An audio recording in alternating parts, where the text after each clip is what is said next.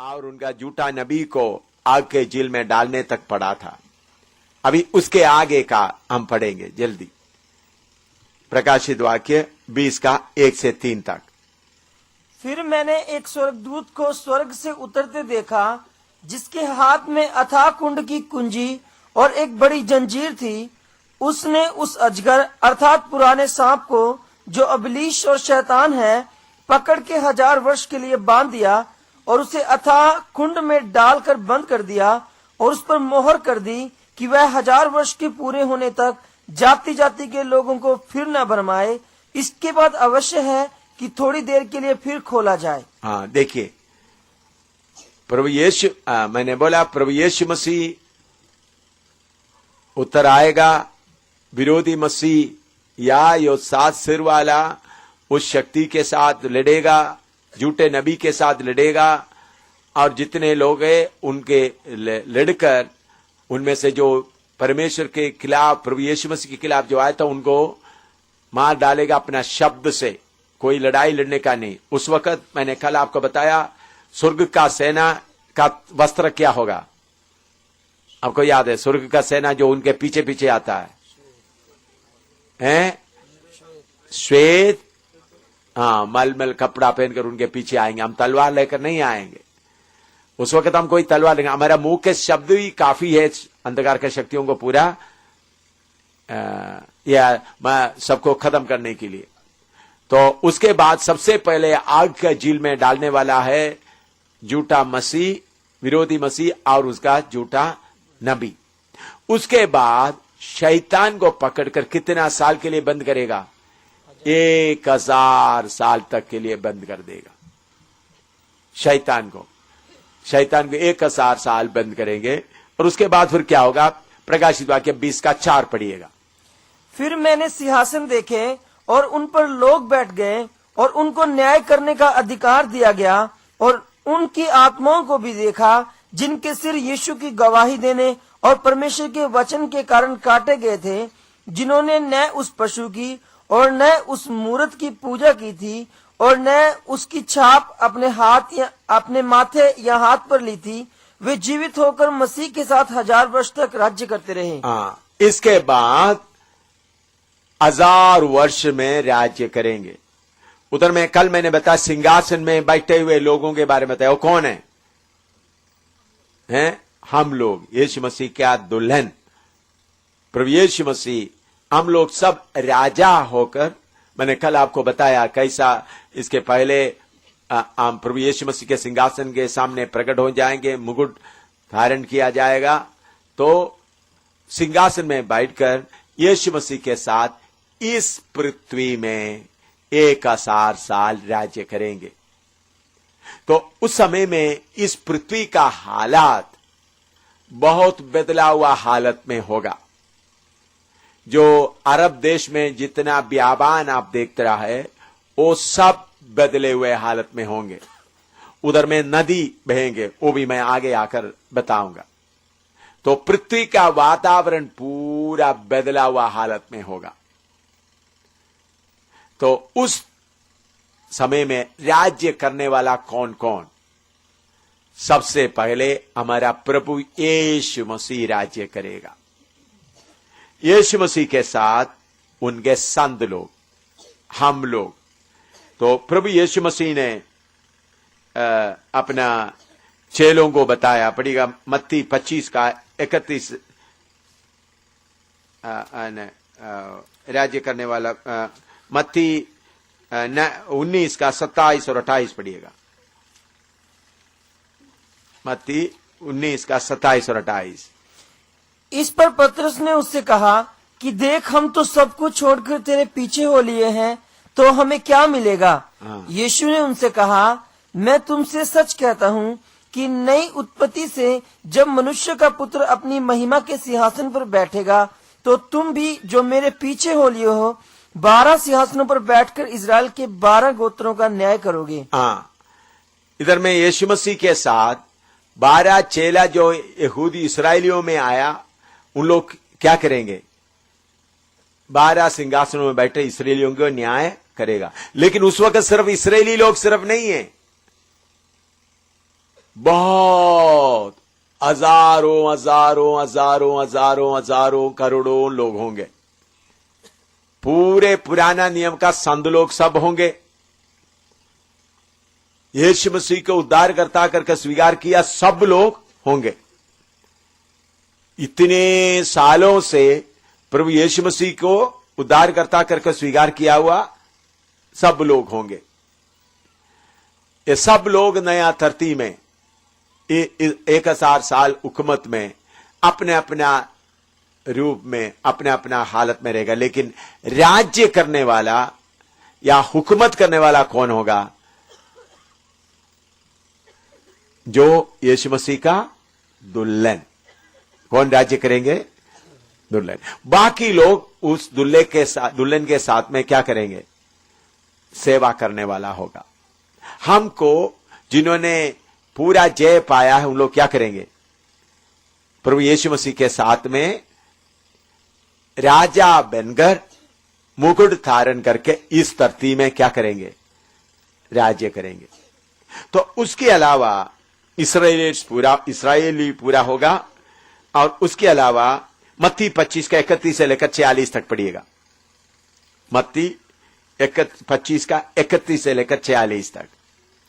जब मनुष्य का पुत्र अपनी महिमा में आएगा और सब स्वर्गदूत उसके साथ आएंगे, तो वह अपनी महिमा के सिंहासन पर विराजमान होगा और सब जातियां उसके सामने इकट्ठी की जाएंगी। सब जातियों उनके सामने इकट्ठा किया जाएंगे। और जैसा चरवाहा भेड़ों को बकरियों से अलग कर देता है, भेड़ और बकरी, हाँ, वैसा ही वह उन्हें एक दूसरे से अलग करेगा। और वह भेड़ों को अपनी दाहिनी ओर और बकरियों को अपनी बाईं ओर खड़ी करेगा। तब राजा अपनी दाहिनी ओर वालों से कहेगा, हे मेरे पिता के धन्य लोगों, आओ उस राज्य के अधिकारी हो जाओ जो जगत के आदि से तुम्हारे लिए तैयार किया हुआ है।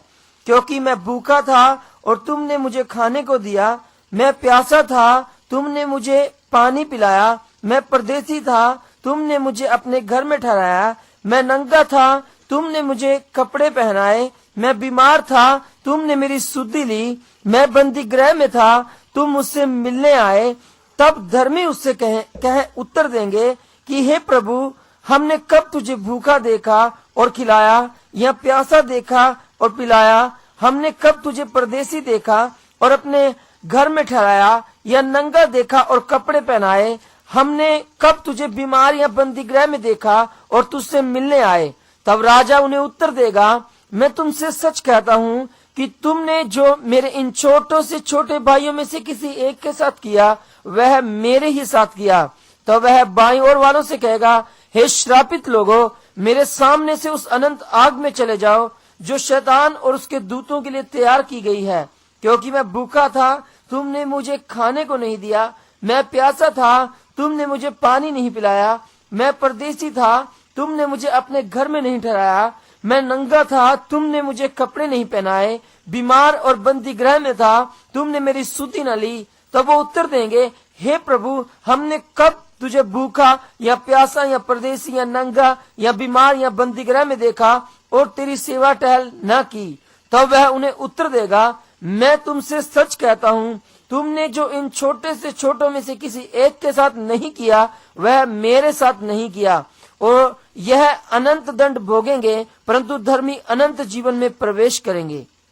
देखिए, इधर में हम देखते हैं प्रभु यीशु मसीह शैतान को 1000 साल के लिए बंद करने के बाद, विरोधी मसीह और झूठे नबी को आग के झील में डालने के बाद असली शारीरिक तौर पर राज्य करने आ रहा है। आत्मिक तौर पर नहीं, कैसा? शारीरिक तौर पर यीशु मसीह दाऊद के सिंहासन में आकर बैठेंगे और उसके साथ 12 चेला इस्राएलियों के राज्य करेंगे। हम लोग बाकी दुनिया की सारे लोगों को ऊपर राज्य करेंगे। तो उस समय में राज्य करने वाला, मैंने बोला सिद्ध हुआ लोग यीशु के साथ राज्य करेंगे, बाकी लोग उन लोगों के अधीन रहेंगे। लेकिन हुकूमत किसके ऊपर होगा? इधर में प्रभु यीशु मसीह कहता है, सारे दुनिया के लोगों को इकट्ठा करके 2 टोली में बांट दिया जाएगा।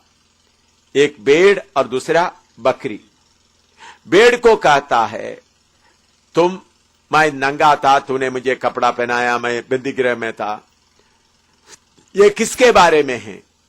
जब विरोधी मसीह का सेवा चलते समय में पहला 3.5 साल में सब शांति रहेगा, लेकिन उसके बाद उन्होंने अपना सही रूप प्रकट करने के बाद समय में मूसा और एलिया 2 गवाह आकर इस्राएल में प्रचार करना शुरू करेगा। उनके प्रचार के द्वारा इस्राएल के हर कबीले से 12,000 करके लोग निकल कर आएंगे। उसके बारे में प्रकाशित वाक्य 7वां अध्याय में लिखा है। पढ़िएगा प्रकाशित वाक्य 7वां अध्याय में।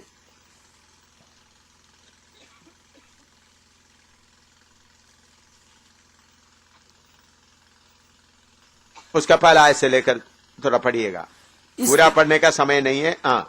इसके बाद मैंने पृथ्वी के चारों कोनों पर 4 स्वर्गदूत खड़े देखे। वे पृथ्वी की चारों हवाओं को थामे हुए थे, ताकि पृथ्वी या समुद्र या किसी पेड़ पर हवा न चले।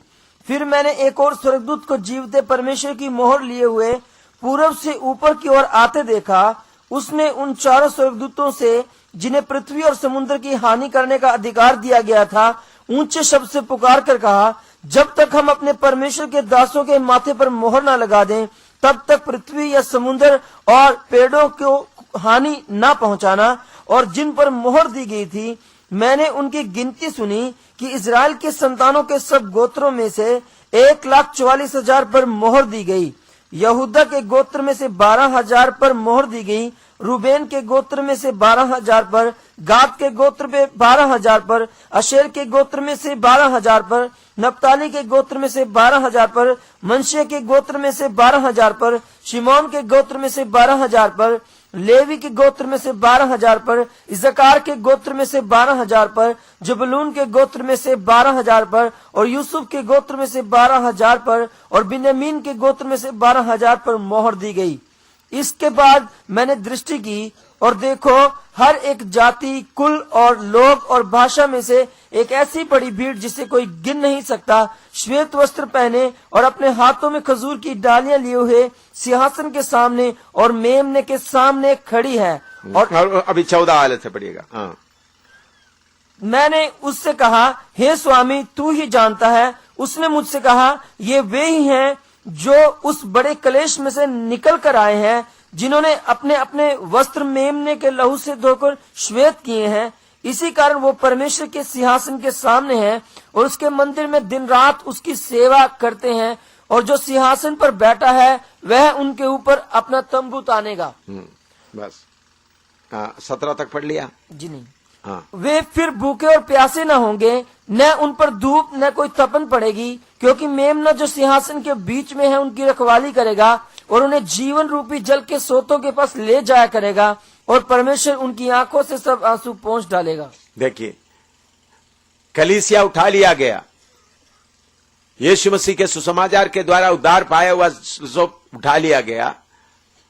उसके बाद ये 7 साल के समय में इस्राएलियों के बीच में किसी ने बहन या भाई किसी ने चिट्ठी लिखकर पूछा था, क्या बाकी लोगों के लिए कोई उम्मीद है? 1,44,000 लोग प्रचार करते हुए चलेंगे। उस समय में कुछ लोग उस प्रचार को सुनेंगे। वो कौन लोग होगा? हो सकते हैं आपका रिश्तेदार। कैसा आपका रिश्तेदार? आप स्वर्ग में चले गया करके उसको मालूम हो गया। अच्छी तरह सुनना, आप स्वर्ग में चले गया करके उसको मालूम हो गया, तो फिर ये सच्चाई आपके प्रचार करने के लिए सच्चाई है करके मालूम हो गया। फिर इन लोग ये 1,44,000 प्रचार करते समय में उन लोग बाकी देव देवताओं को छोड़कर सचमुच में यही होगा, तो उन लोग बहुत कीमत देना पड़ेगा। उस समय में उनको बड़ा क्लेश आएगा। क्लेश के साथ उन्होंने किसके ऊपर विश्वास करेंगे? प्रभु यीशु मसीह के ऊपर विश्वास करेंगे। उनके बारे में लिखा हुआ, उसका 9वां पद पढ़िएगा। 9वां पद। इसके बाद मैंने दृष्टि की, और देखो हर एक जाति हर एक जाति और कुल हाँ। और लोग और भाषा में से एक ऐसी बड़ी भीड़ ऐसा बड़ी भीड़ जिसे कोई गिन नहीं सकता, हाँ। श्वेत वस्त्र पहने और हाथों में खजूर की डालियां लिए हुए सिंहासन के सामने और मेमने के सामने खड़ी है। हाँ, उनके सिर में कोई मुकुट वगैरह नहीं है, बल्कि श्वेत वस्त्र पहना है और क्या है, उनके हाथों में सिर्फ खजूर पड़ा है। और उसका 14 से फिर पढ़ने पर दोबारा पढ़ के देखे। मैंने उससे कहा, हे स्वामी तू ही जानता है। उसने मुझसे कहा, ये वे हैं जो उस बड़े क्लेश में से निकल कर आए हैं। बड़े क्लेश में से 7 साल का हुकूमत में उस वक्त बहुत तेरा लोग इस 1,44,000 का सेवा के द्वारा मोहर नहीं लेगा। हो सकता है आप लोग छोड़ के चले गए हो, बाइबल लेकर वो पढ़ा हुआ हो, शायद पति पत्नी है, पत्नी तो चले गया, पति को मालूम हो गया पत्नी जिधर बोल रही थी वो चले गए हैं, या पति चलेगा पत्नी को मालूम है वो मेरा पति प्रार्थना कर वो चले गए, उनका बाइबल लेकर मैं उनका बाइबल लेकर पढ़ता हूं। ऐसा बाइबल लेकर पढ़ते समय में प्रचार करने वाला सुसमाचार नहीं, यीशु राजा आ रहा है करके प्रचार करेगा। कौन प्रचार करेगा? 1,44,000। तो उस वक्त जो लोग विश्वास करेगा उनको बहुत मुसीबत को उठाना पड़ेगा। उन लोग मोहर नहीं लेंगे। उसके अलावा 1,44,000 भी क्या नहीं लेगा? मोहर नहीं लगेगा। तो उस समय में जो लोग मोहर लिया हुआ है विरोधी मसीह का लोग, और उस वक्त दुष्टात्मा इनको तंग करेंगे, जेल में डालेंगे, मार डालेंगे। तो उस समय में कोई हिंदू कोई मुसलमान, चलो इसके ऊपर मैं थोड़ा दया करता हूं, इनको खाना खिलाता हूं, वो लोग भी किधर में आएंगे? 1,000 साल का राज्य में आएंगे। तो सारे दुनिया के लोगों को 2 ग्रुप में बांटा जाएंगे। एक, यीशु के ऊपर विश्वास नहीं किया, देखो ये समझना कौन सा ग्रुप में नहीं है, ये सफेद कपड़ा पहना हुआ ग्रुप में भी नहीं है। दूसरा ग्रुप है सफेद कपड़ा पहना हुआ ग्रुप, यीशु मसीह को पहचान लिया, उन लोगों को उद्धार मिला, इसलिए उन लोग क्या पड़ा हुआ है, उन लोग सफेद कपड़ा पहन के हुए खड़ा है क्योंकि उनको उद्धार मिला। लेकिन कुछ लोग ऐसा उद्धार नहीं मिला, बल्कि चलो देखा है मुसलमान है, एक हिंदू है, देखा तो ये गरीब है, इनको खाना नहीं मिल रहा, मैं इनको खाना दिलाऊंगा, जेल में पड़ा है। तो प्रभु यीशु मसीह बोलते ऐसा इन लोगों को किया हुआ मेरे लिए किया है, ऐसा एक बहुत बड़ा भीड़ होगा। तो ये जो गरीबों को मदद करने का काम अभी का सेवा नहीं है। आजकल बहुत तेरा लोग कहीं बाढ़ आ गया, कहीं हो गया, तो चलो मत्ती 25वां अध्याय में लिखा हुआ वचन लेकर के लोगों को गिफ्ट देने शुरू करता है। भाई गिफ्ट देना अच्छी बात है, लेकिन गिफ्ट देते समय उसके साथ नया नियम मत देना। पिछले दिनों में सुनामी आया हिंदुस्तान में सुनामी आया। उस समय में अमेरिका में न्यूयॉर्क टाइम्स में पेपर में पब्लिश किया गया, बहुत तेरा मिशनरी लोग बोल रहे थे वो हिंदुस्तान में सुनामी आया, चलो हम हिंदुस्तान में मिशनरी सेवा करेंगे। वो लोग सब उधर में कंबल कपड़ा वगैरह इकट्ठा किया, उसके साथ एक नया नियम भी, एक पैकेट के साथ नया नियम। मैंने उसका वीडियो भी देखा, टेलीविजन में उन लोग दिखाया। तो उस वक्त इंडिया के लोग उसको देखकर इंडिया के टाइम्स ऑफ इंडिया वगैरह में आया, उन लोग बोला देखो हिंदुस्तान ऐसा कष्ट में तड़प रहा है, इस समय तो हिंदुस्तान के लोगों को धर्म परिवर्तन करने के लिए अमेरिका का मिशन लोग क्या कर रहा है। यह सब शैतान की चालाकी है, यीशु मसीह का नाम को बदनाम करने के लिए। देखिए आप किसी गरीब को कुछ देते समय में यीशु के बारे में बोलना नहीं, किसी का गरीबी का नाजायज फायदा उठाना नहीं। मैंने भी बहुत बार बाढ़ के समय में बाकी समय में जाके लोगों का सेवा किया। उस वक्त हिंदू लोगों के साथ मिलकर मैं क्या करता हूं, सेवा करता हूं। हिंदू लोग या मुसलमान कोई उस वक्त यीशु का नाम नहीं लेता। हम किसी को जबरदस्ती यीशु के कदमों पर नहीं लाना है। आप किसी गरीब को कपड़ा देते तो उनको यीशु का नाम नहीं बोलना है। हिंदुस्तान में देखो बपतिस्मा लेना है तो हर साल में जाकर गंगा दरिया में डुबकी लेने वालों को बपतिस्मा लेना कोई मुश्किल है? भाई चलो तो 200 रुपया देंगे तो मैं 3 बार बपतिस्मा लूंगा, ऐसा लेने के लिए तैयार हो जाएगा है। तो कितने बार बपतिस्मा लेने के लिए उनको कोई मुश्किल नहीं है। तो इधर में गरीबों को मदद करने वाला काम, कौन सा गरीब है? यीशु मसीह के गवाही के कारण 1,44,000 में से बहुत मारा गया, वो है इवांजेलिस्ट का काम कर रहा हूं। इन लोग प्रचार करेंगे पृथ्वी के कोने कोने तक। उसके बारे में मत्ती 24वां अध्याय में प्रभु यीशु मसीह ने बताया है। मत्ती 24वां अध्याय में आए 13-14 पढ़िएगा। मत्ती 24 का 13-14।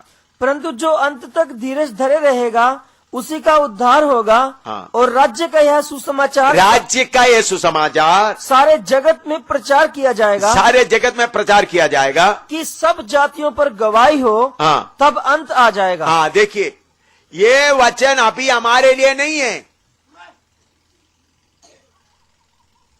ये वचन अभी हमारे लिए नहीं है।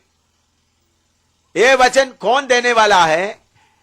यीशु मसीह का कलीसिया इस संसार से उठा लिया जाने के बाद 1,44,000 लोग राज्य का सुसमाचार गवाही के लिए सारे दुनिया में प्रचार करेंगे।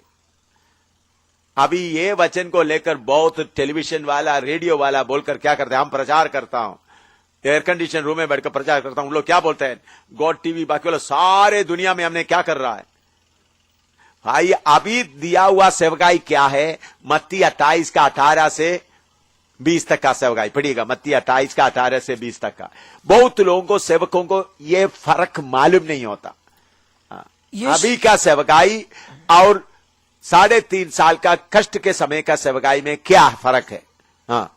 यीशु ने उनके पास आकर कहा कि स्वर्ग और पृथ्वी का सारा अधिकार मुझे दिया गया है। हाँ। इसलिए तुम जाकर सब जातियों के लोगों को चेला बनाओ। सब जातियों के लोगों को चेला बनाओ और उन्हें पिता और पुत्र और पवित्र आत्मा के नाम से बपतिस्मा दो। हाँ। और उन्हें सब बातें जो मैंने तुम्हें आज्ञा दी हैं मानना सिखाओ। और देखो, मैं जगत के अंत तक सदैव तुम्हारे संग हूँ। अभी हमको मिला हुआ सेवकाई सब जाति के लोगों को चेला बनाने का है, सुसमाचार सुनाने का नहीं है। कितने सेवकों को ये बात समझ में आया? ये आपको मालूम नहीं है तो चलो भी सुसमाचार सुनाने नहीं। भाई, हमारा काम सबको सुसमाचार सुनाने का नहीं, सब जाति में से चेला बनना है, हर जाति में पहुंचना है। लेकिन उनमें से चेला तो पढ़िएगा प्रकाशित वाक्य 5वां अध्याय में, उधर में उन लोग मुकुट डालते हुए उन लोग ये गीत गा रहा है, संत लोग। 5वां अध्याय प्रकाशित वाक्य 5 उसका 9 और 10 पढ़िएगा। और वे यह नया गीत गाने लगे कि तू इस पुस्तक के लेने और पुस्तक तो लेने और इसकी मोहरें खोलने के योग्य है। मोहरें खोलने के लिए योग्य है, क्योंकि तूने वध होकर अपने लहू से हर एक कुल और भाषा और लोग और जाति में से परमेश्वर के लिए लोगों को मोल लिया है। देखिए, ये 24 बुजुर्ग लोग यीशु मसीह के कलीसिया को दिखाता है। 24 का नाम क्यों आया है हम देखते हैं। सुलेमान राजा सारे याचकों को 24 दल में बांटा था। वो पूरा अभी बताने के समय नहीं है। वो 24 दल सारे इस्राएली लोगों का याचकों को कितना दल में बांटा था? 24। उसमें सकरिया के बारे में हम देखते हैं, अबियाकुर का दल का था। तो वो सारे वचन लेने से अभी टाइम आगे बहुत कम रह जाएगा, इसलिए उधर मैं नहीं जा रहा हूं। तो इसलिए सारे याचकों को यीशु मसीह के कलीसिया के बारे में बताते हैं, चुने हुए राज्य पदारी और याचकों का समाज। तो यीशु मसीह के कलीसिया को बताने के लिए प्रकाशित वाक्य में 24 बुजुर्ग बताया। वो कौन है? यीशु मसीह का कलीसिया। यीशु मसीह का कलीसिया को कौन सा रूप में बताया गया है? 24 बुजुर्ग। वो सिंहासन में बैठे हैं। वो 24 बुजुर्ग कौन सा गीत गा रहा है? हमें आपने हर कौम और कबीले से लेकर आया है। तो अभी हमारा काम सबको सुसमाचार सुनाना नहीं, बल्कि हमारा काम क्या है? बोलो, जोर से बोलो, चेला बनाना। राज्य का समाचार गवाही के लिए सुनाने का काम कौन करना है? 1,44,000 लोग करेंगे। तब अंत आएगा। तब 7 साल पूरा होगा। उन लोग क्या प्रचार करेंगे? विरोधी मसीह जो बैठा ये नहीं असली मसीहा, असली मसीहा आने वाला है। तब तक इस्राएली कौम किसको कबूल करेंगे? यीशु मसीह को असली मसीहा करके इस्राएली लोग। अभी हम लोग को जो दिया हुआ सुसमाचार लोगों को चेला बनाने का, बाद में मत्ती 24वां अध्याय में लिखा हुआ राज्य का सुसमाचार है। राज्य का सुसमाचार में क्या है?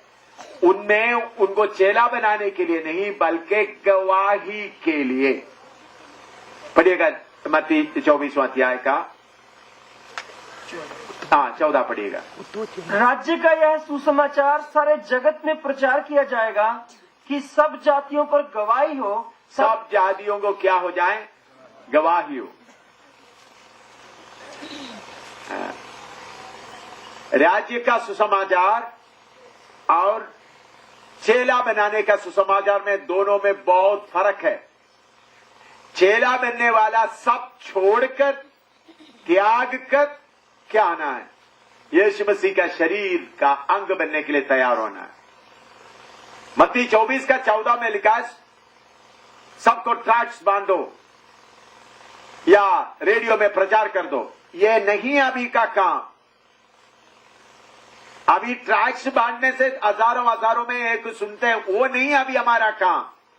हमारा काम आमने सामने बोलकर उनके अंदर में रहने वाला शक्तियों को निकालकर उनको आजाद करके चेला बनाना।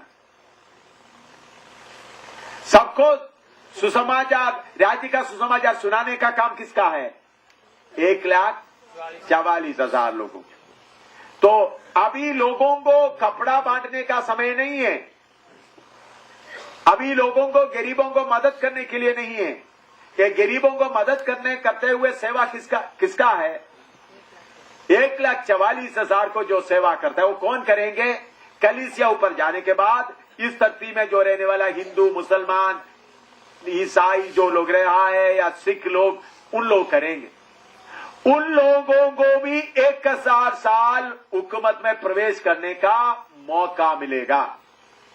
समझ में आया?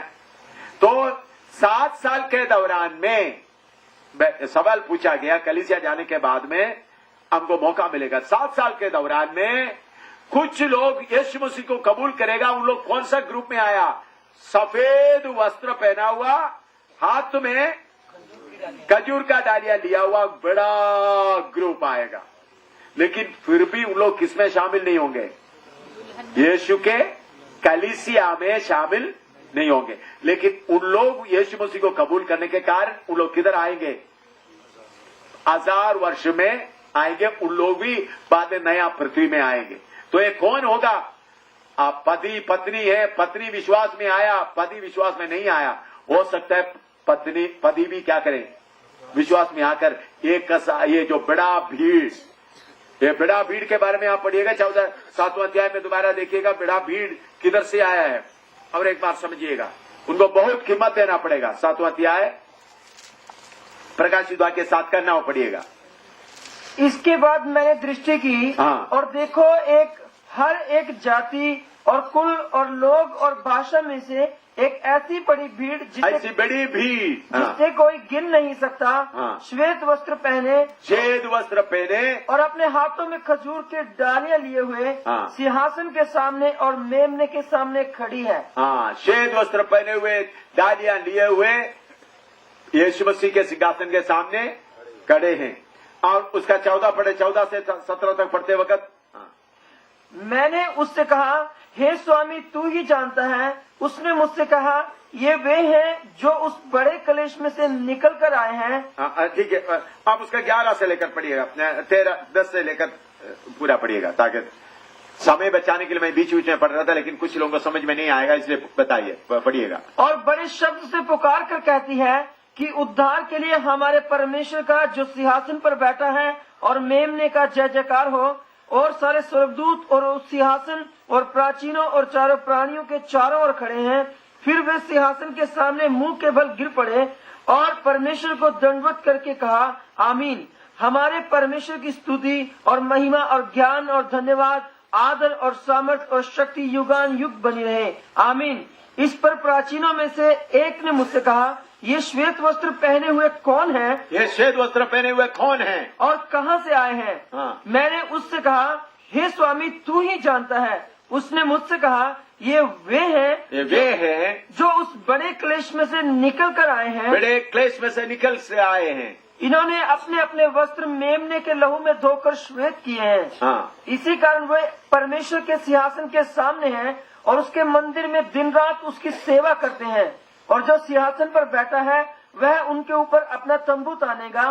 वे फिर भूखे और प्यासे न होंगे और न उन पर धूप और न कोई तपन पड़ेगी, क्योंकि मेमना जो सिंहासन के बीच में है उनकी रखवाली करेगा और उन्हें जीवन रूपी जल के सोतों के पास ले जाया करेगा और परमेश्वर उनकी आंखों से सब आंसू पोंछ डालेगा। प्रभु के वचन में लिखा है, अभी वो सारे नबूवत को लेकर सिखाने का भी समय नहीं है।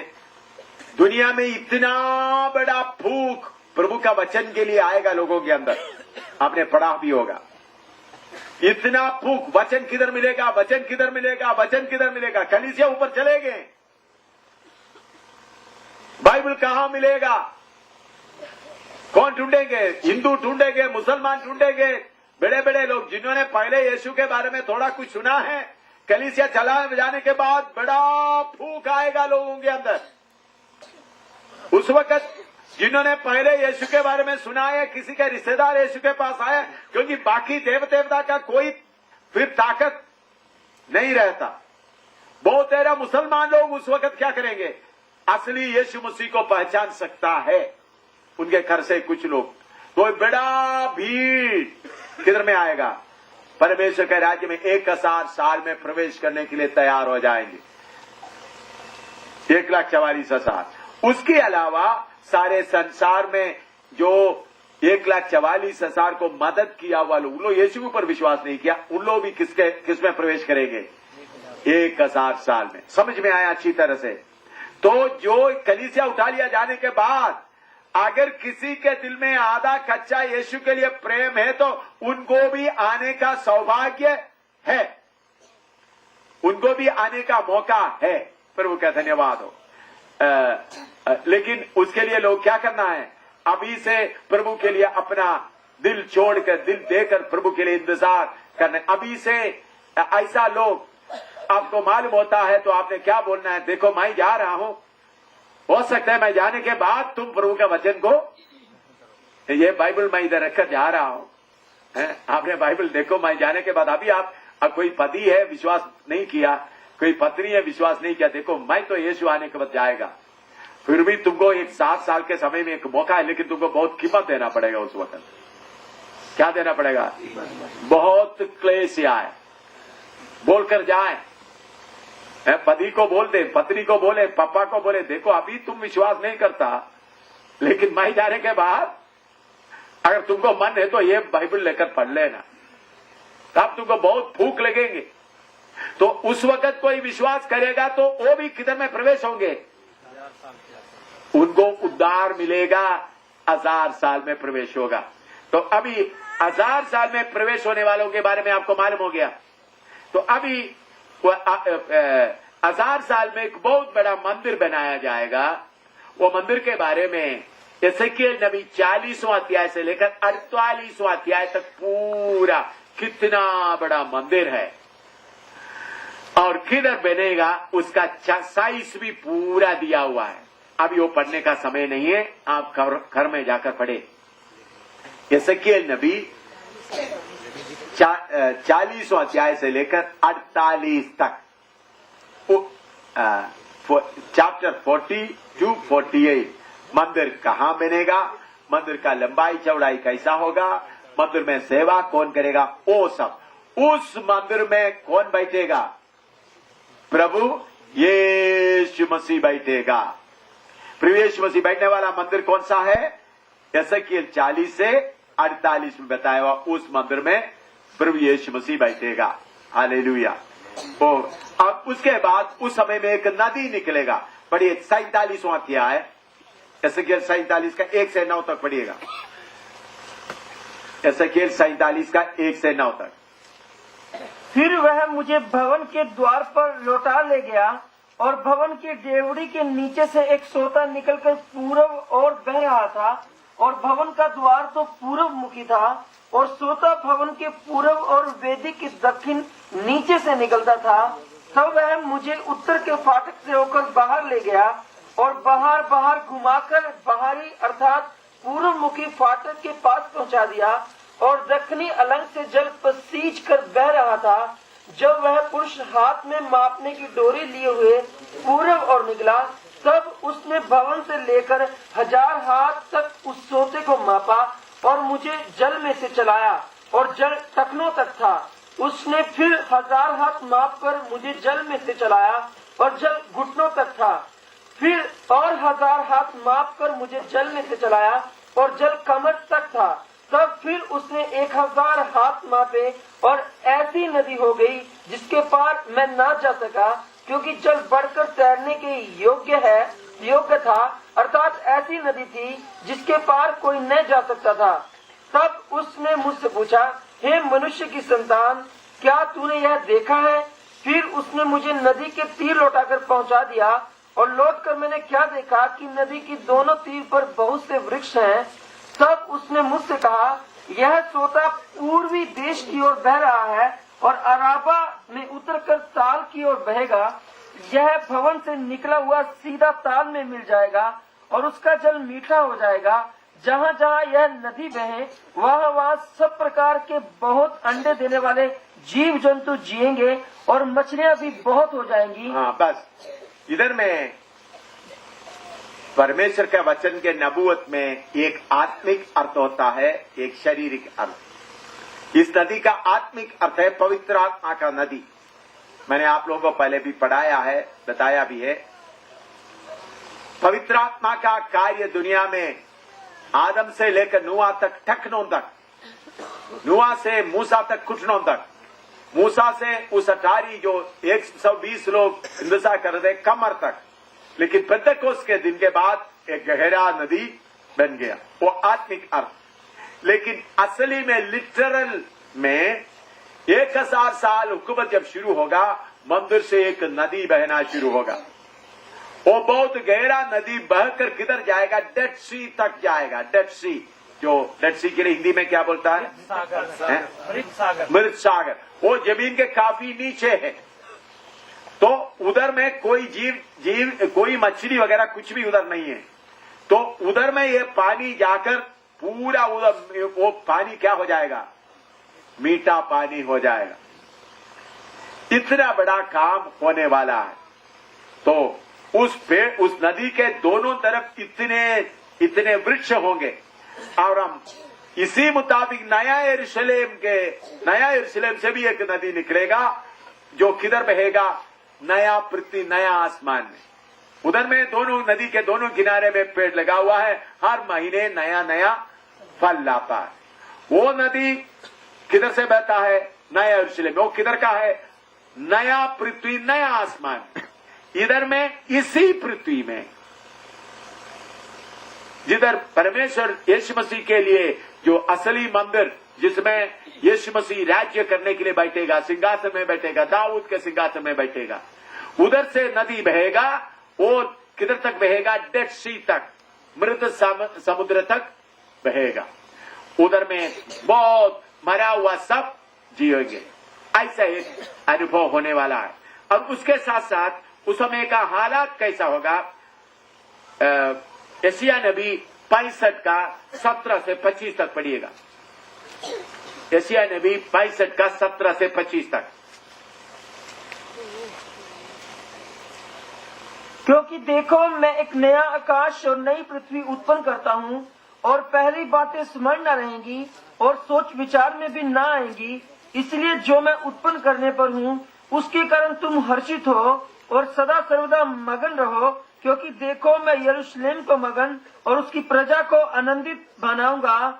मैं आप यरूशलेम के कारण मगन और अपनी प्रजा के हेतु हर्षित होऊंगा। उसमें फिर रोने व चिल्लाने का शब्द न सुनाई पड़ेगा। उसमें फिर न तो थोड़े दिन का बच्चा और न ऐसा बूढ़ा जाता रहेगा जिसने अपनी आयु पूरी न की हो, क्योंकि जो लड़कपन में मरने वाला है वह 100 वर्ष का होकर मरेगा, परंतु पापी 100 वर्ष का होकर श्रापित ठहरेगा। वे घर बनाकर उनमें बसेंगे, वे दाख की बारियां लगाकर उनका फल खाएंगे। ऐसा नहीं होगा कि वे बनाएं और दूसरा बसे, या वो लगाएं और दूसरा खाए, क्योंकि मेरी प्रजा की आयु वृक्षों की सी होगी और मेरे चुने हुए अपने कामों का पूरा लाभ उठाएंगे। उनका परिश्रम व्यर्थ न होगा, न उसके बालक घबराहट के लिए उत्पन्न होंगे, क्योंकि वो यहोवा के धन्य लोगों का वंश ठहरेंगे। उनके बाल बच्चे उनसे अलग न होंगे, उनके पुकारने से पहले ही मैं उनको उत्तर दूंगा और उनके मांगते ही मैं उनकी सुन लूंगा। भेड़िया और मेमना एक संग चरा करेंगे, सिंह बैल की नहीं भूसा खाएगा और सांप का आहार मिट्टी ही रहेगा। मेरे सारे पवित्र पर्वत पर ना तो कोई किसी को दुख देगा और न कोई किसी की हानि करेगा। यहोवा का यही वचन है। हालेलुया। 1000 साल हुकूमत में उसका 25 पढ़िएगा। भेड़िया और मेमना एक संग चरा करेंगे। भेड़िया और मेमना एक संग चला करेगा। बिल्ली और चूहा कैसा रहेगा? एकदम एक साथ रहेगा। दुश्मनी बिल्कुल बंद है, क्योंकि दुश्मनी कराने वाला किधर पड़ा हुआ है? 1000 साल के लिए अथाह कुंड में डाला हुआ है। हाँ, और उसके नीचे सिंह बैल की नाई भूसा खाएगा। हाँ, सिंह भी बोले मुझे मीठ चाहिए, नहीं बोलेगा। अभी कुछ लोग बोलते मांस मत खाओ, मांस मत खाओ। भाई, उन लोग नकली पवित्रता ही ला रहा है। लेकिन हमारा यीशु का राज्य में जानवर भी मांस नहीं खाएगा। हालेलुया। जानवर भी बिल्ली चूहा को नहीं खाएगा। कोई मांसाहारी नहीं होगा। अभी आपको कोई, आप लोग मांस खाता है, मांस करता है, आपने बोलना देखो भाई तुम तो ऐसा करता है, ठीक है, लेकिन हमारा यीशु का राज्य जब होगा, बिल्ली चूहा इकट्ठा रहेगा। उधर में उल्फ के लिए क्या बोलते हैं? भेड़िया और भेड़ इकट्ठा रहेंगे। हालेलुया। सांप को कोई नहीं डरेगा। उस वक्त कोई आयु पेड़ की तरह, वो बोलेगा 1000 साल, 500 साल, 700 साल। अगर कोई 100 साल में मर गया तो बोलेंगे बच्चा मर गया है। 100 साल में मर गया तो क्या बोलेंगे? बच्चा मर गया। इतना तंदुरुस्त होगा। हालेलुया। उस वक्त सब लोग मिलकर एक गीत गाएंगे। वो गीत तो माइक उधर दे दीजिए। इसमें एक गीत है, देखो बादलों पर यीशु राजा आता है। जिसको मालूम है ताली बजा के गा। देखो बादलों पर यीशु राजा आता है। देखो बादलों पर यीशु राजा आता है। देखो बादलों पर यीशु राजा आता है। यीशु राजा आता है, नूर चमकाता है। यीशु राजा आता है, नूर चमकाता है। आ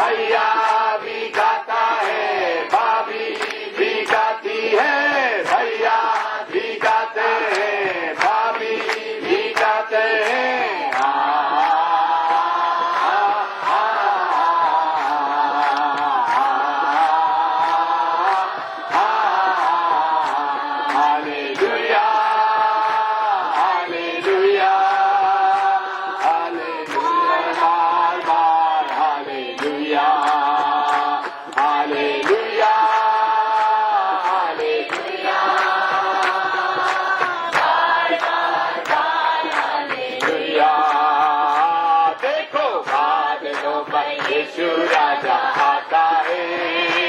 देखो बादलों पर यीशु राजा आता है। देखो बादलों पर यीशु राजा आता है। देखो बादलों पर यीशु राजा आता है। यीशु राजा आता है जो चमकाता है। यीशु राजा आता है नूर चमकाता है।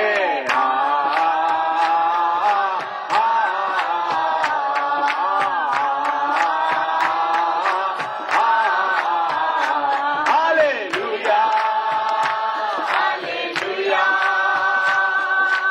बार बार बार हालेलुया हालेलुया हालेलुया बार बार बार हालेलुया। यीशु की महिमा में कौन कौन गाता है। यीशु की महिमा में कौन कौन गाता है। कौवा भी गाता है। कोयल भी गाती है। कौवा भी गाता है। कोयल भी गाती है। मुर्गा भी गाता है। मुर्गी भी गाती है। मुर्गा भी गाता है। मुर्गी भी गाती है। शेर भी गाता है। शेरनी भी गाती है। शेर भी गाता है। शेरनी भी गाती है। बिल्ली भी गाता है। चूहा भी गाते हैं। बिल्ली भी गाती है। चूहा भी गाता है। भेड़ भी गाता है। भेड़िया भी गाते हैं। भेड़ भी गाता है। भेड़िया भी गाता है।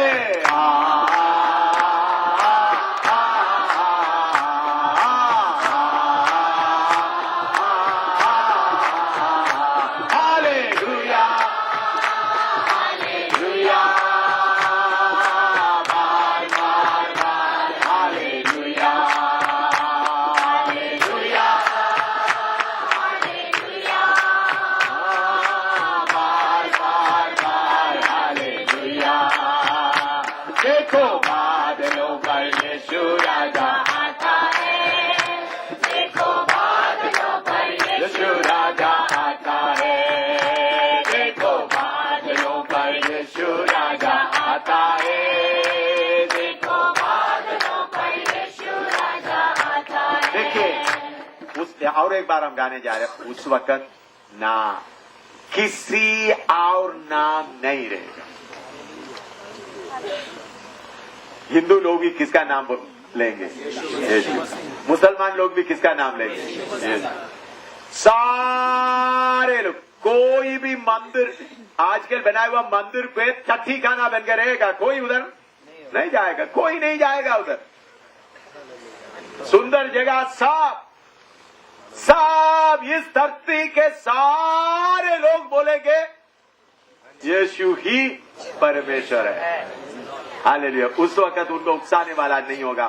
मैंने बोला ये गाना बहुत लंबा था। मैंने इसको छोटा किया है। उसमें बिल्ली के बारे में भी लिखा था। चूहा के बारे में भी लिखकर मैंने दिया। फिर बाद में मैंने बोला इसको छोटा कर दो क्योंकि इसमें तो आप लोग इसमें जो दुश्मनी वापस का सारे मिलकर और एक बार गाएं क्योंकि ये सचमुच में होने वाला है। बिल्ली भी गाएंगे चूहा भी गाए। बिल्ली के साथ बैठकर चूहा गाएंगे। हालेलुया।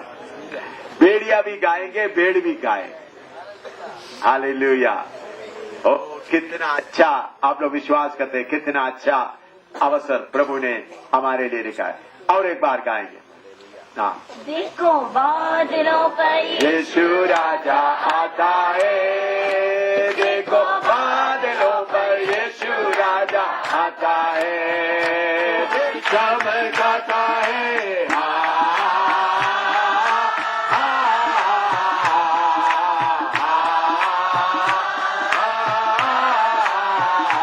हालेलुया हालेलुया बार बार बार हालेलुया हालेलुया हालेलुया बार बार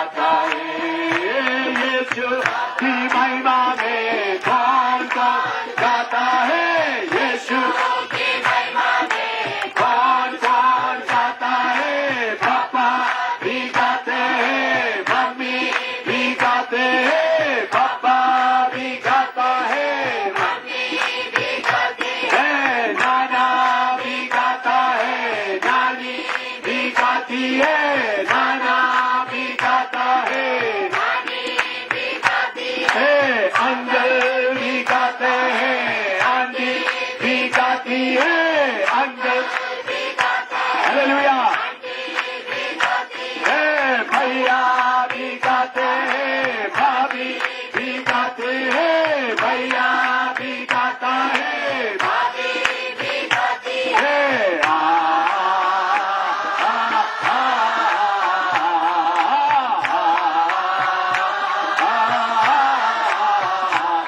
हालेलुया, हालेलुया, ओ बार बार बार हालेलुया, ओ हालेलुया,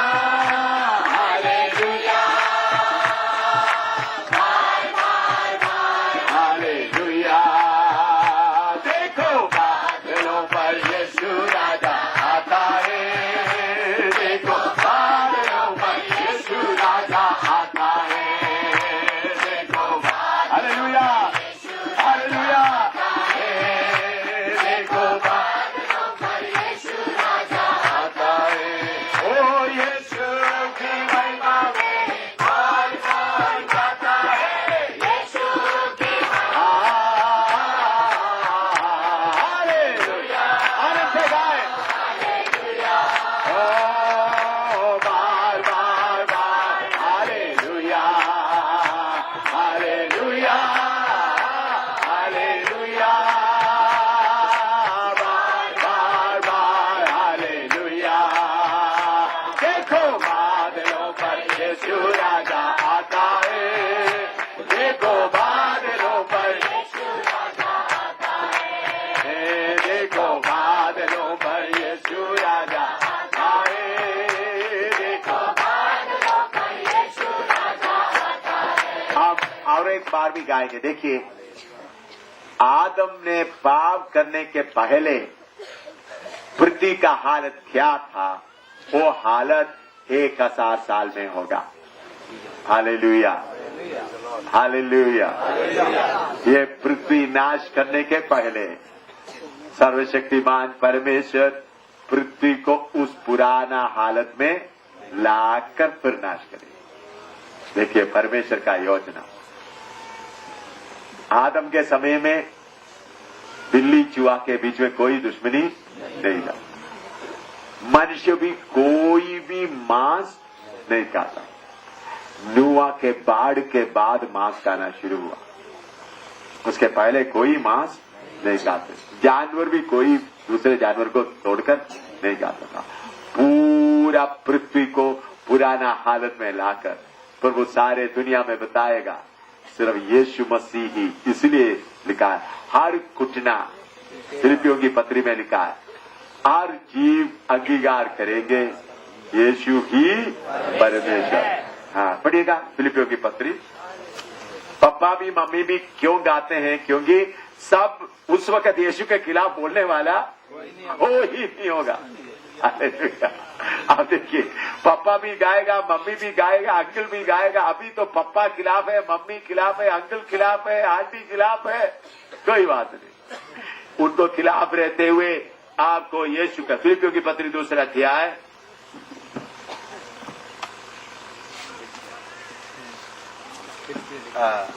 उसका 10 और 11 कि जो स्वर्ग में और पृथ्वी पर और जो पृथ्वी के उसका 9 से पढ़िएगा, 9 से। इस कारण परमेश्वर ने उसको अति महान भी किया और उसको वह नाम दिया जो सब नामों में श्रेष्ठ है, कि जो स्वर्ग में और पृथ्वी पर और जो पृथ्वी के नीचे हैं वे सब यीशु के नाम पर घुटना टेकें और परमेश्वर पिता की महिमा के लिए हर एक जीव अंगीकार कर ले कि यीशु मसीह ही प्रभु है। हर जीव अंगीकार करेंगे, उसका हर जीव अंगीकार करेंगे यीशु ही परमेश्वर है। हालेलुया।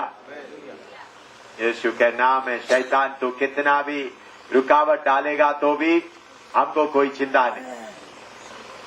अंकल भी गाएगा, आंटी भी गाएगा, सब लोग उस वक्त मसीह विरोधी कोई भी नहीं होगा। एक ही नाम रहेगा, किसका नाम? यीशु। और लोग घुटना टेकर कहेंगे यीशु ही असली परमेश्वर है, बाकी किसी का नाम भी नहीं रहे। हालेलुया। ऐसा पृथ्वी में लाए। एक बार खाने के लिए किसको मन है बोलिएगा। देखो ये दुनिया में असली में आने वाला है। अभी लोग बोलते हैं मांस छोड़ दो, ये छोड़ दो, तुम ये करता है वो करता है, लेकिन जानवर ज्यादा खा लेता है। लेकिन हमारा यीशु जब राज्य करेंगे जानवर भी नहीं खाएगा। तो ये बात आप सबको बताना है। देखो भाई अभी एक ऐसा समय आने वाला, यीशु राज्य जब ले लेगा तब जानवर भी क्या नहीं करेंगे, मांस नहीं खाएंगे। ताली बजाकर अच्छी तरह खुशी से गाए, हाँ ताली बजाकर अच्छी तरह से हालेलुया। ये गाना गाते हुए सुनाए दुनिया को।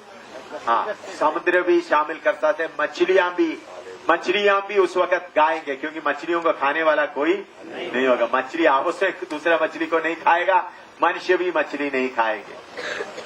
चंद्रमा भी गाएंगे, सूर्य भी गाएंगे, आप जैसा पहाड़ भी गाएंगे।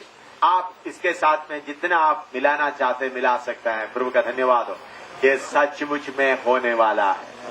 Hallelujah hallelujah. हमारा यीशु आकर राज्य स्थापित करे। इसलिए मेरे प्यारों, हम जिस मार्ग में जाता है ये पक्का असली मार्ग है, इसमें आप मजबूती से रहना। लेकिन एक वचन पढ़कर जल्दी समाप्त करेंगे। 1000 साल के बाद क्या होगा, प्रकाशित वाक्य 20 का 7 से 10 तक पढ़िए। प्रकाशित वाक्य 20 का 7 से 10 तक।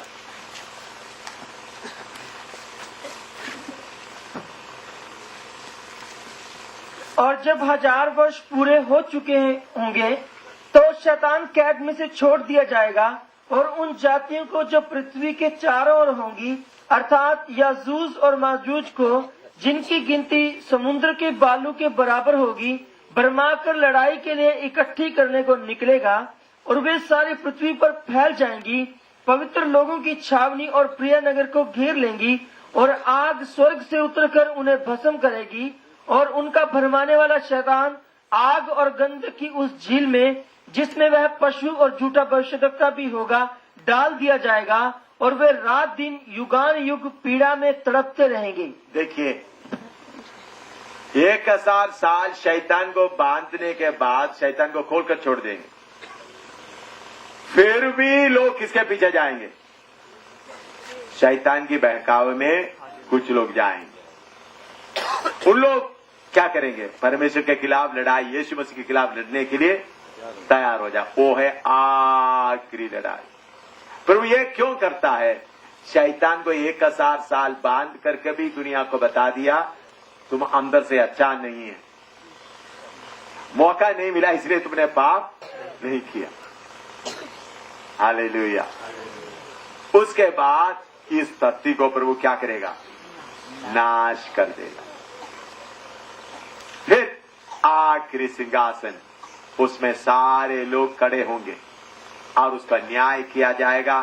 सब छाती पीट पीट कर आग के झील में जाएगा, और शैतान को भी और उनके वो भी वचन पढ़ करके समाप्त करे।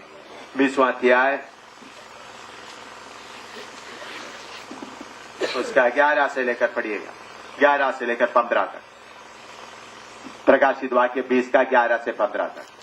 फिर मैंने एक बड़ा श्वेत सिंहासन और उसको जो उस पर बैठा हुआ है देखा, जिसके सामने से पृथ्वी और आकाश भाग गए और उनके लिए जगह न मिली। फिर मैंने छोटे बड़े सब मरे हुओं को सिंहासन के सामने खड़े हुए देखा, और पुस्तकें खोली गई। फिर एक और पुस्तक खोली गई, अर्थात जीवन की पुस्तक, और जैसा उन पुस्तकों में लिखा हुआ था उनके अनुसार मरे हुए के कामों का न्याय किया गया। और समुद्र ने उन मरे हुओं को जो उसमें थे दे दिया, और मृत्यु और अधोलोक ने उन मरे हुओं को जो उनमें थे दे दिया, और उनमें से हर एक के कामों के अनुसार उनका न्याय किया गया। और मृत्यु और अधोलोक भी आग की झील में डाले गए, और यह आग की झील तो दूसरी मृत्यु है। और जिस किसी का नाम जीवन की पुस्तक में लिखा हुआ ना मिला, वह आग की झील में डाला गया। हालेलुया। यह है समाप्ति, इस धरती का, इस दुनिया का लोगों का समाप्ति। आखिरी न्याय होगा। आखिरी न्याय में पुस्तकें खोलेंगे। उसमें एक पुस्तक है आपका वीडियो, हर एक आदमी का यादगारी का पुस्तक। आप एक एक के पीछे एक वीडियो है। अभी जैसा इधर में वीडियो रिकॉर्डिंग कर रहा है, इसी मुताबिक आपका यादगारी का वीडियो भी प्रभु के सामने खोला जाएगा। आपको एक एक बात, जो उद्धार नहीं पाए, आप लोग जो यीशु के पीछे चलने वाले होंगे नहीं, जिन्होंने यीशु को कबूल नहीं किया, उनके सामने उनका यादगारी का वीडियो भी खोल दिया जाएगा। फिर खुद ही छाती पीट कर बोलेंगे, मुझे मौका तो मिला था, मैंने स्वीकार नहीं किया। 1000 साल में यरूशलेम से सिखाने वाला भी सारे धरती में जाकर सिखाएंगे यीशु ही परमेश्वर। फिर भी शैतान को खोल कर छोड़ने के बाद लोग फिर किसके पीछे चलेंगे? शैतान के पीछे। वो आखिरी लड़ाई हो। तो परमेश्वर मनुष्य एक एक मन को स्वतंत्र इच्छा दिया। तो प्रभु कैसा साफ सफाई से न्याय करता है। मेरे प्यारों, ये घटना हमारे सामने पक्का होने का है। अभी प्रभु का मर्जी है तो प्रभु की आमद देरी है तो कल नया धरती में, नया यरूशलेम में जाने के लिए हमको कितना कुछ छोड़ना पड़ेगा, उसके बारे में कल प्रभु की आमद देरी है तो बताएंगे। अभी शुरू से लेकर थोड़ा कुछ आपको आइडिया मिल गया क्या होने वाला है, कैसा है, थोड़ा कुछ आशा मिल गया। हालेलुया। आइए हम प्रार्थना करें। हमारा प्रभु इतना हमारे लिए सब कुछ करने के लिए जा रहा है। ये सब प्रार्थना इसलिए करना, इस सौभाग्य परमेश्वर के इस सौभाग्य में हमको भी शामिल होने के लिए प्रभु ने मौका दिया है। थोड़ी देर हम इस प्रभु की आराधना करें, जो मार्ग हमको दिया है। इस प्रभु का इबादत करें, आत्मा में इबादत करें। इतना सच्चे परमेश्वर, हमारे लिए इतना सब कुछ करने वाला हमारे प्यारे परमेश्वर की आत्मा में आराधना करें। हमारा मार्ग कितना सच्चा मार्ग है। हालेलुया। यही सही मार्ग है, यही सही मार्ग है। और इसके अलावा दूसरा कोई मार्ग नहीं। जो सही मार्ग में आने के लिए आपको सौभाग्य मिला है। हालेलुया। यीशु का नाम, यीशु का नाम, यीशु मसीह का नाम। असली परमेश्वर के पास में आने के लिए प्रभु ने आपको कृपा दिया। हमारा खूबी नहीं, हमने अपना दिल खोलकर प्रभु को स्वीकार किया। उन्होंने हमको उद्धार के रास्ते में लेके आए। Hallelujah, hallelujah, hallelujah, hallelujah. बारादना शाबारा बादना दिलादना कदना दिलादना बा वैना बात कदना हत्रो में नारादना कदना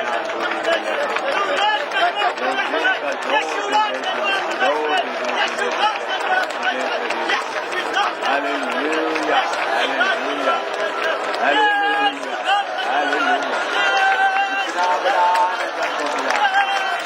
हालेलुया,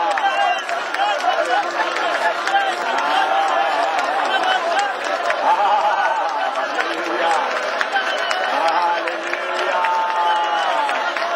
हालेलुया। समय ज्यादा नहीं है, वक्त ज्यादा नहीं है।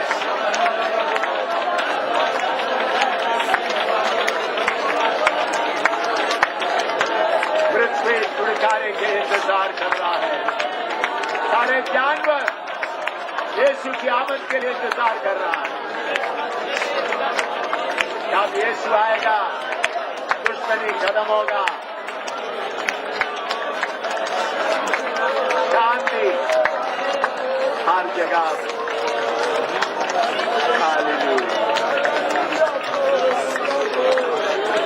हमारा यीशु शीघ्र आने वाला, उसके लिए तैयार होते हैं। अभी प्रभु का दास प्रार्थना करके सभा समाप्त करेंगे। महान स्वर्गीय पिता परमेश्वर प्रभु यीशु मसीह, हम आपको धन्यवाद देते हैं। खुदावन, आपने पिता प्रभु आज फिर हमसे वचन के द्वारा बातचीत की। खुदावन पिता परमेश्वर प्रभु जी, आपके